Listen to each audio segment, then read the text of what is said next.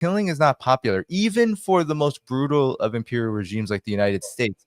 The United States has a really difficult time bragging and gloating, actually, about killing when it gets to the highest levels of the political establishment. And that is because, unlike Israel, there has been a much longer history of what it means for a population to be exposed to that kind of mass murder that has been projected all across the world by the US empire. And that has led to resistance, that has led to social movements, and that has led to a general unrest that even to this day, it is very difficult for the United States to out and out go full-scale military intervention anywhere. It has to find all different kinds of ways to hide the true face of empire. Israel has no ability to do this. Israel is a puny, tiny, so-called country. It's a tiny colony. It doesn't have the capacity to reform itself. This is what Israel is, and this is what Israel will always be until Israel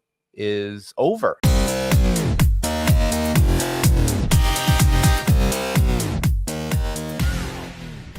Here's the image that will live in infamy forever. This is an example of the world essentially rejecting Benjamin Netanyahu. I know you were speaking on this as well. So, Danny, if you want to take it from top, I've got to do some work in the background. I got to send an invite to my friends. So please continue your thoughts on the world rejecting Israel as I try to fix up this craziness going on. Yeah, well, this is an outcome that should have been expected after what Israel has been doing for the last almost 2 years now to Palestine, to the Palestinian people. And the situation just continues to get worse and worse. A lot of people lay this at the feet of Netanyahu, and indeed he is the face of the Israeli regime. But the Israeli regime has essentially done this to itself in totality.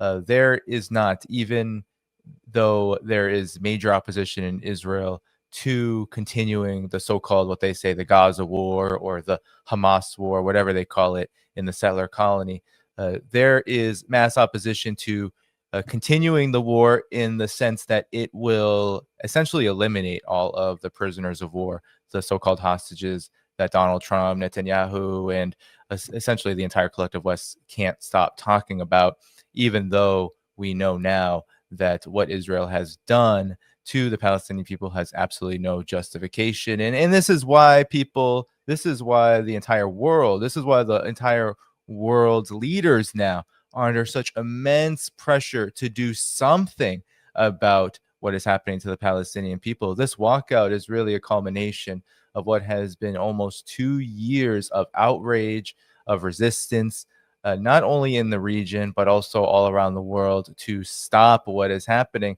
And now the crisis of legitimacy that Israel faces is at a real high point. It has never been higher. The legitimacy of Israel has never been lower. It just so happens that when a settler colony in the modern era decides to go full throttle in total genocide in order to achieve its aims, ultimately this blows back hard. And that's what we're seeing. Netanyahu has no popularity. There's no legitimacy that this so-called leader has with the entire world. The only thing that is propping up Netanyahu, that is propping up the Israeli regime, is the United States. If the United States were to stop doing this, then Israel would fall like a house of cards. And this was demonstrated not just in that empty hall. That image will be shown historically, especially when the end of Israel occurs, which is going to happen. There is no such thing as a permanent settler colony. Everything has to change, even though the material conditions of colonialism might not have been wiped away from the earth totally, even to this day. Settler colonialism is not something that can last in perpetuity. This is Israel's really its last gasp. And in the speech, you could even hear Netanyahu's desperation. He was speaking on these loudspeakers. He said we're military grade, so he could reach the prisoners of war all the way from New York. He was doing so many clownish and outright desperate things to try to look the part of a sympathetic character, but he couldn't help himself. All throughout the speech, he couldn't stop bragging about all of the people that he's killed, whether it's the pager attack, whether it's the Iranian scientist. He could not stop gloating about how effective the Israeli regime is at killing. And the problem with this for Israel and the problem with this for Netanyahu is that killing is not popular, even for the most brutal of imperial regimes like the United States.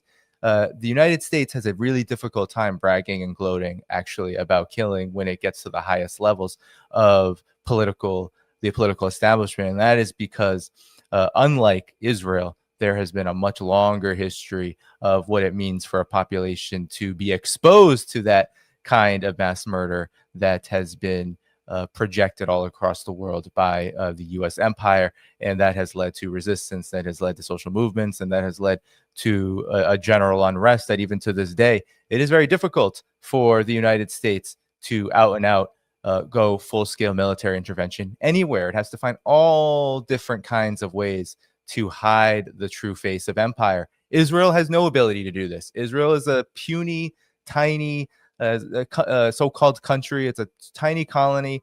It doesn't have the capacity to reform itself. This is what Israel is, and this is what Israel will always be until Israel is over, until the era of settler colonialism in that region conducted by Israel ends. And that period in history has actually been accelerated to such a incredible degree over the last almost 2 years now that I don't think anyone could have foreseen this coming.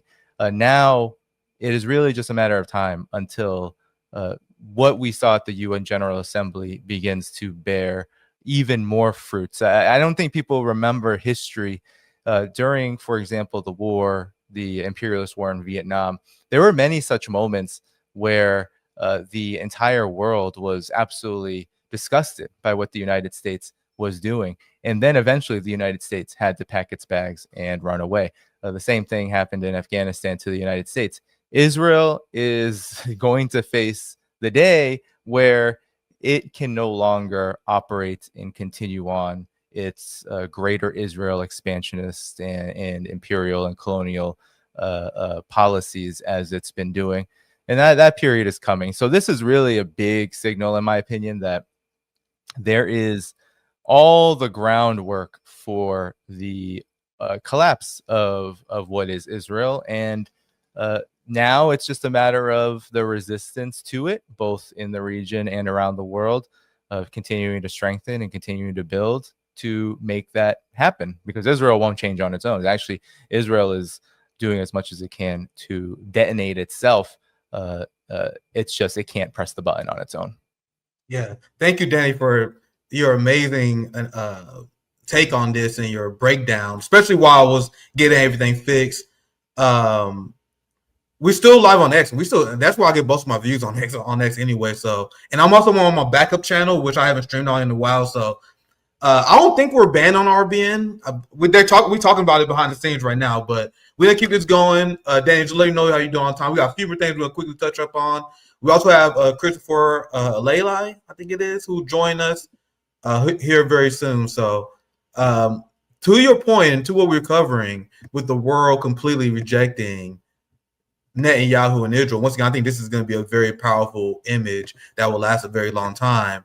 The ADL boys and the Zionists, they're not taking this well, Danny. They're busy essentially calling the entire world Hamas.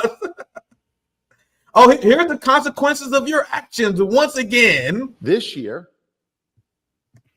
ADL's Global 100 survey of anti-Semitic attitudes around the world found a 46% shift.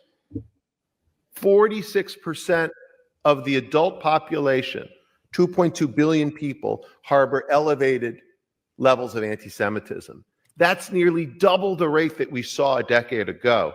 For the first time since we started tracking these attitudes in the 1960s, the younger generation is more likely to hold elevated anti-Jewish views than their parents or grandparents. Let me repeat that. The younger generation is more likely to be anti-Semitic than the older one. I was telling people in the space today, I think the kids are all right, man. And it's only going to get worse because the global community, I would say the global majority, they have been on the side of Palestine. It's the United States that's catching up. It's the UK that is catching up. And the reason why you see Italy sending military equipment to protect the flotilla that Israel is threatening, the reason why you see Spain doing that is not out of the kindness of the heart of the ruling class. They're responding directly to the pressure by the proletariat in their country that is hitting the streets. Yeah. It is becoming politically unviable, Danny, to at least not pretend to support Palestinians. Do you think that's accurate, Danny? Anything you want to add before I move on?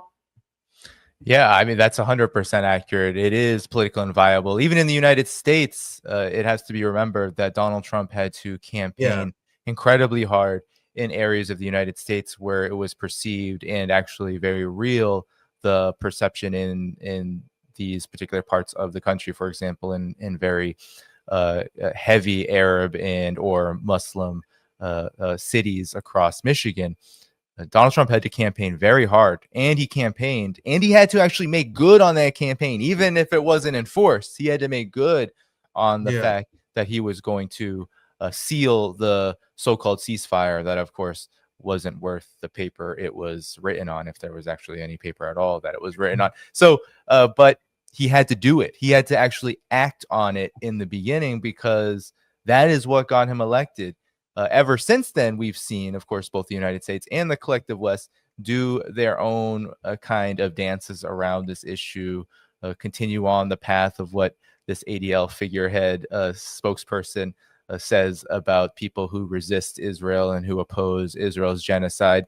But now you see European leaders have had to listen to their people, only to the extent that they will pay lip service and, of course, do what all arrogant either former Western empires, now U.S. junior partners, or what the United States always does, which is, oh yeah, no, we support the two-state solution as long as we dictate what it looks like and as long as it works and serves us. That is how it's being framed right now. But even that step, even that move that they've had to make, is a clear indication that all across the world, even in the centers of the collective West, the so-called Western imperial, quote-unquote, civilization, the people in these countries are fed up with this. They're fed up with this in large part, and I was recording a video on this. It's not only because of the atrocities and the horrors that there are going to be many people who have principles and who believe in something and who have an ounce of humanity, who of course are going to be horrified by genocide. But now it's becoming this